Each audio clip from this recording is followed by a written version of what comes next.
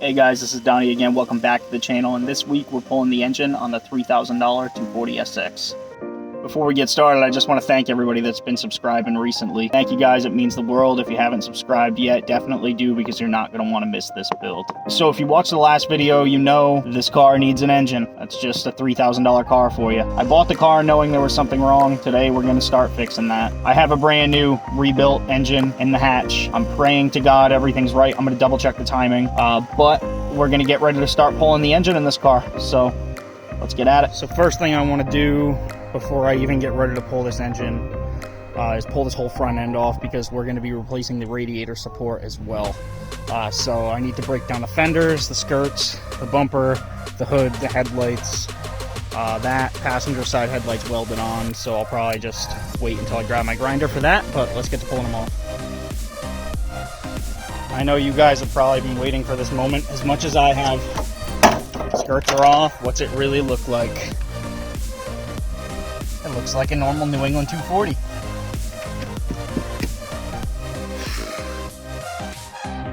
This car is way worse than we all thought. I can't wait until you see what's under this passenger side fender. With the front end stripped down, we run into more problems.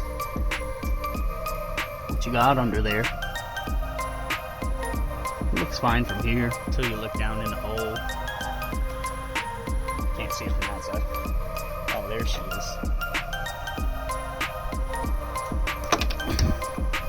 We got another patch to do here and one to redo here, which it was done very terribly. I would have rather them left it untouched. Back here another morning. A couple things I want to get done today. I want to pressure wash all of this, and then I want to go grab a wire wheel or a brush or something, brush it down, get some paint on it so that it stops rusting. It's going to be in preparation for taking this radiator support off. You can see terrible welds, but I still need to smash out some of this, which requires me to take out a lot of stuff still. But I don't want to pull the engine until I have everything here and I have it all ready to go. I'm waiting on gaskets, I'm waiting on motor mounts, and I'm waiting on a couple other things, some tune-up stuff. So we're going to get to pulling the motor probably tomorrow, I believe.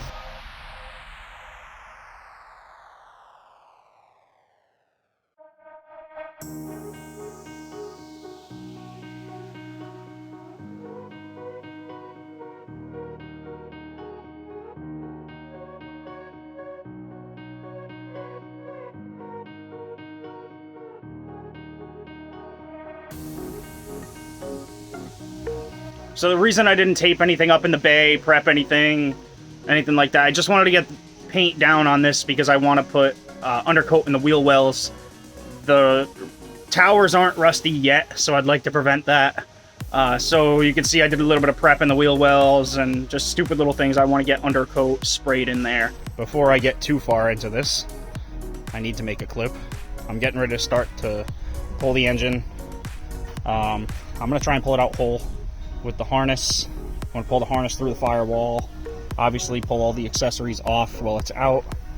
I need to get this heat shield off of this manifold so that I can get the manifold off. I don't feel like cutting the exhaust, so I'm not making that an option. I'll keep you guys updated as I go. It is a new day and there's more work to be done. I'm going to pull this reservoir, or not the reservoir, but I'm going to pull the hose to the reservoir for the power steering. I'm going to pull this cold start valve.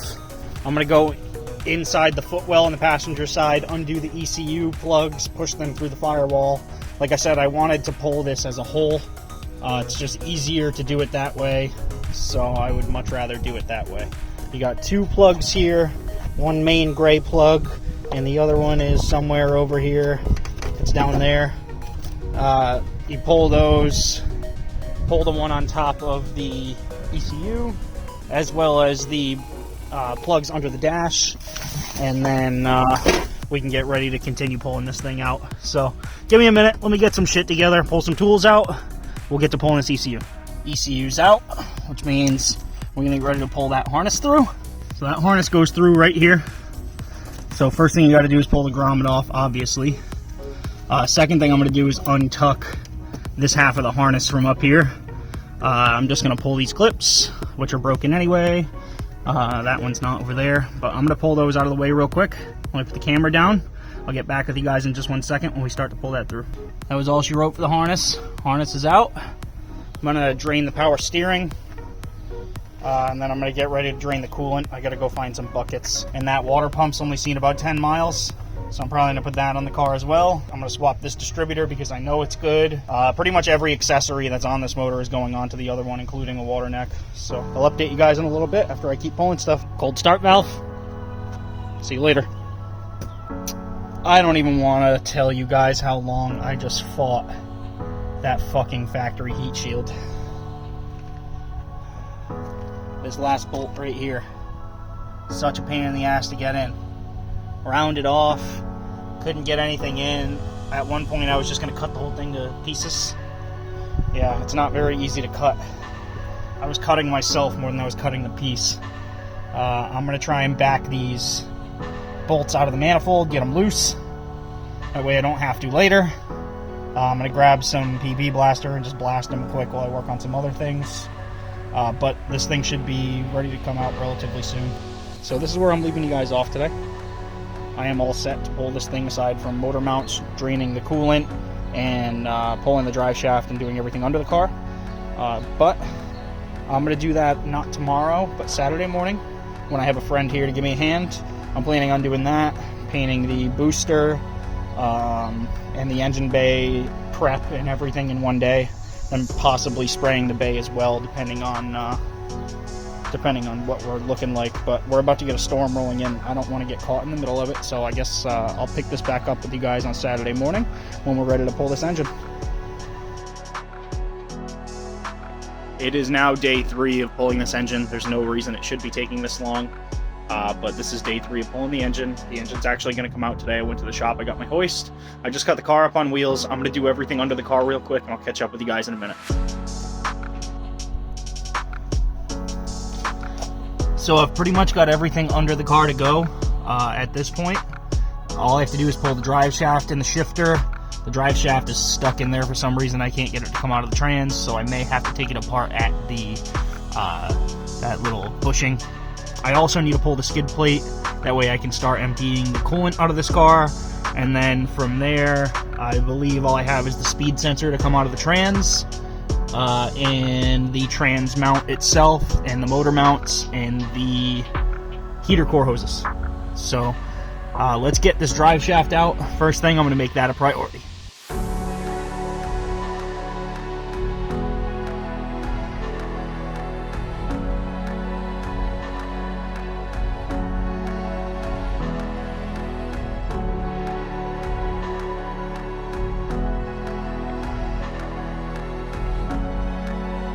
Drive shaft's out. I'm gonna get under there, drop the skid plate, and then work on getting these heater core lines off back here. And then we'll drain the cooling system. And aside from motor and trans mounts, we are ready to go. Radiator's out. Coolant's draining. Just got these 2 heater lines. Clutch line for the slave, the motor mounts, and the trans mounts. So let's get this thing up.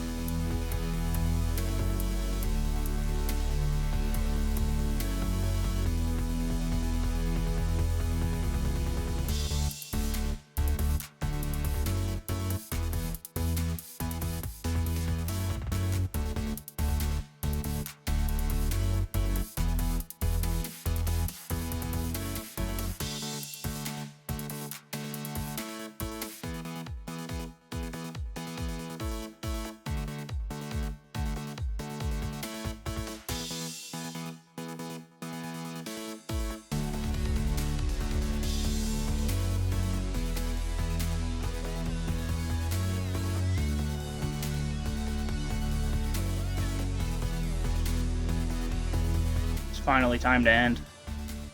I'm exhausted, but we do have the motor out of the car. So let's just go over a couple things, and we're going to call this video good. So we're going to take off and end it here. Let's just show you guys where I'm leaving off. I started moving some of the accessories from the bad KA to the good KA. I'm going to pull off the trans, but in order to do that, I got to go get another tire to stick that motor on for now. But I'm calling it a night here. We do have the motor out.